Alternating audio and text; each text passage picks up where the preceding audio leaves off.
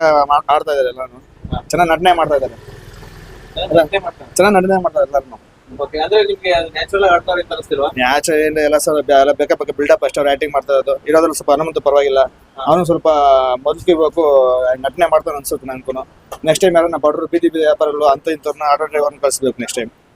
So ಅಂದ್ರೆ ಎಲ್ಲ ಸೆಲೆಬ್ರಿಟಿಗಳನ್ನ ಕಳ್ಸೋದು ಒಳ್ಳೇದಲ್ಲ ಅಂತ ಸೆಲೆಬ್ರಿಟಿ ಎಲ್ಲರೂ ಸಾಕಾರ ಕಳಿಸ್ಬಿಟ್ರೆ ಬಡವರು ಪಾಪ ಇವಾಗ ಒಂದಿನಕ್ಕೆ ಕೂಲಿ ಮಾಡೋರು ಆಡೋದವರು ಕಾರ್ ಡ್ರೈವರ್ ಅವ್ರನ್ನ ಒಂದು ಕಳ್ಕೊಬೇಕು. ಅವ್ರು ಗೆದ್ರು ಒಂದು 50 ಲಕ್ಷ ಬಂದ್ರೆ ಅವ್ರಿಗೆ ಏನ್ ಆಗುತ್ತಲ್ಲ ಆ ತರ ಯೋಚನೆ ಮಾಡ್ಬೇಕು. ಬರೀ ಇವಾಗ ಎಲ್ಲರೂ ಸಾಕಾರ್ಲೆ ಎಲ್ಲ ಹನುಮಂತರ ಹಾಕೊಂಡ್ತವ್ರು ಅವನು ಫೇಮಸ್ ಆಗಿದ್ರೆ ಯಾವ್ದಾರು ಆಡಕ್ ಹೋದ್ರೂ ಅವ್ರು ಕಾಸು ಬರುತ್ತೆ.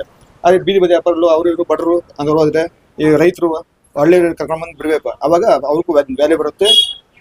ಬಡವರು ಪ್ರತಿ ಅವ್ರನ್ನೇ ಬಿಡ್ಬೇಕು ಅಂತಾನೆ ಅವ್ರಗಳು ಮಧ್ಯೆ ಬಿಡ್ಬೇಕು. ಈ ಸೆಲೆಬ್ರಿಟಿಗಳು ಸೆಲೆಬ್ರಿಟಿ ಮಧ್ಯೆ ಒಬ್ನ ಬಿಡಿ, ಹಳ್ಳಿಯವ್ರನ್ನ ಒಬ್ನ ಬಿಡಿ, ಮೇನ್ ಲೋಕಲ್ ಅದನ್ನ ಬಿಡಿ ಸಾಕು.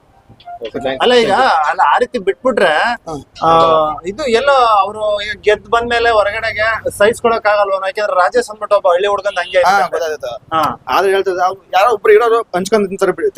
ಬಡ ದುಡ್ಡು ಹಳ್ಳಿಗಾಗ್ಲಿ ಇಲ್ಲ ಬಡವ್ರಿಗಾಗ್ಲಿ ಅಂತ ಇಷ್ಟೇ ಮಾಡ್ತಾರೆ. ಅಷ್ಟೇ ಯಾರು ಸಾವುಕಾರ ಕರ್ಕೊಂಬೋದು ಅಲ್ಲ ಹಳ್ಳಿ ಓವರ್ ಆಲ್ ಹೇಳೋದೇನಪ್ಪ ಅಂತಂದ್ರೆ ಬಿಗ್ ಬಾಸ್ ಅಲ್ಲಿ ಅದೇನ್ ದುಡ್ಡು ಕೊಡ್ತಾರೋ ಅಟ್ಲೀಸ್ಟ್ ಬಡವ್ರ ಬಗ್ಗೆ ಕೊಡಿ. ಇಲ್ಲ ಯಾವ್ದನ್ನು ನೆಕ್ಸ್ಟ್ ಟೈಮು ಪೂರ್ ಪೀಪರ್ನ ಹಾಕಿ ಅವಾಗ ಗೊತ್ತಾಗುತ್ತೆ ಕಷ್ಟ ಬಡವ್ರ ಕಷ್ಟ ಏನಂತ.